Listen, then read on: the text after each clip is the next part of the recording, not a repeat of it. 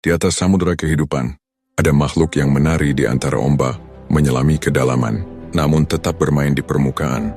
Sosok yang tampak ramai penuh suara, namun sejatinya memiliki pemikiran yang lebih dalam dari yang terlihat. Delphinus sapientia, begitulah bahasa Latin yang menggambarkan mereka. Seperti lumba-lumba yang lincah dan cerdas, mudah bergaul namun tajam dalam menakar setiap arus. Salah satu karakter yang sering disalahartikan, karena keterbukaannya berbicara, keluasannya dalam bergaul, dilihat hanya dari suara dan geraknya, diabaikan kebijaksanaannya, dianggap sekadar ramai, padahal ada strategi dalam setiap tawa, dan perhitungan dalam setiap kata. Karakter ini adalah bukti sederhana dari Sang Pencipta, bahwa keceriaan bukan berarti ketiadaan kedalaman, dan mudah bergaul bukan berarti ketiadaan ketajaman. Seperti apa mereka yang sebenarnya?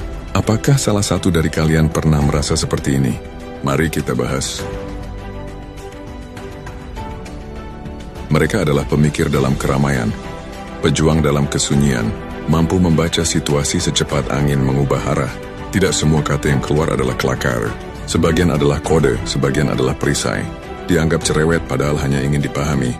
Dianggap terlalu ikut campur, padahal hanya ingin melindungi. Dianggap terlalu keras padahal telah belajar dari luka.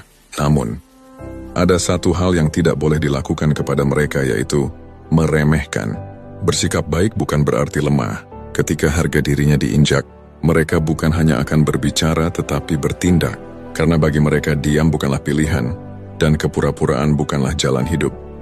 Di lingkungan sosial, mereka adalah jembatan yang menghubungkan banyak orang. Dalam pertemanan, mereka adalah penjaga yang tak terlihat. Selalu ada ketika dibutuhkan, meski sering terlupakan. Dalam percintaan, mereka tidak mencari sekadar pasangan, mereka mencari seseorang yang bisa mengimbangi, yang bisa berdiri berdampingan, bukan sekadar berlindung. Namun jika seseorang berhasil mendapatkan hati mereka, maka kesetiaan yang diberikan tidak akan setengah-setengah, akan ada kehangatan yang tulus, perlindungan yang nyata dan kejujuran tanpa kedok, bukan sekadar romansa tetapi kemitraan, dan bukan sekadar janji, tetapi komitmen bersama. Sayangnya ketika mereka menghadapi masalahnya sendiri, tidak banyak yang tahu, dan tidak banyak yang peduli, karena dunia hanya melihat ketika mereka berbicara, tetapi jarang memahami ketika mereka diam. Ketika kesedihan menyelimuti, dunia tetap memanggil mereka untuk menghibur orang lain, menghidupkan suasana, tanpa menyadari bahwa ada hati yang perlahan terkikis, dengan cara menutupi di balik kehadirannya. Jika ditanyakan, mengapa karakter ini sering disalahartikan? Karena dunia terlalu cepat menilai dari permukaan, mengira bahwa suara adalah tanda ketidakseriusan, mengira bahwa keceriaan berarti tak ada beban. Padahal karakter ini terbentuk bukan tanpa alasan. Di balik keluasan berbicara, ada luka yang pernah diajarkan kehidupan. Di balik kepedulian, ada kehilangan yang pernah dialami. Mereka keras bukan karena ingin mengendalikan, tetapi karena tahu bagaimana rasanya kehilangan kendali atas sesuatu yang dicintai. Mereka cerewet bukan karena ingin mengikat, tetapi karena tahu bagaimana rasanya dibiarkan terlepas tanpa pegangan. Bukan karena membungkam, tetapi karena ingin melindungi, agar mereka yang dicintai tidak merasakan apa yang dulu mereka rasakan. Lantas apa yang dibutuhkan oleh karakter ini? Bukanlah pujian tanpa makna, bukan validasi kosong, bukan kasih yang setengah hati.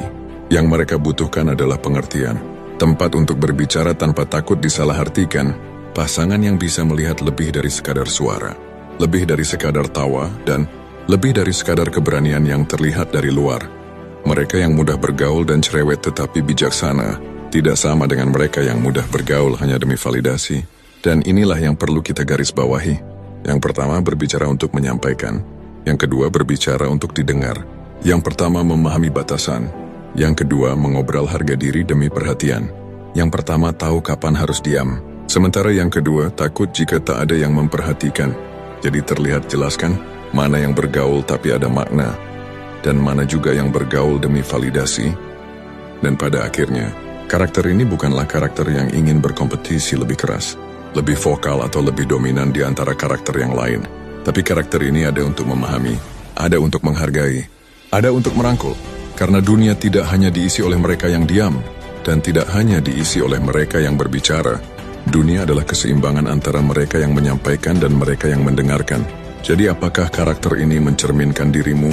Atau mungkin kamu pernah bertemu dengan seseorang seperti ini? Bagikan pemikiran dan pengalamanmu di kolom komentar. Jika pembahasan ini menarik, dukung dengan cara like, bagikan dan ikuti akun ini. Bagi yang ingin mensupport lebih, cek link di bio dan tinggalkan request khusus di pesan pribadi. Baik dalam bentuk dukungan usaha maupun pembahasan untuk konten berikutnya. Karena tempat ini bukan sekadar ruang diskusi, tetapi tempat untuk belajar memahami, bukan sekadar menilai. Sampai jumpa di pembahasan lainnya.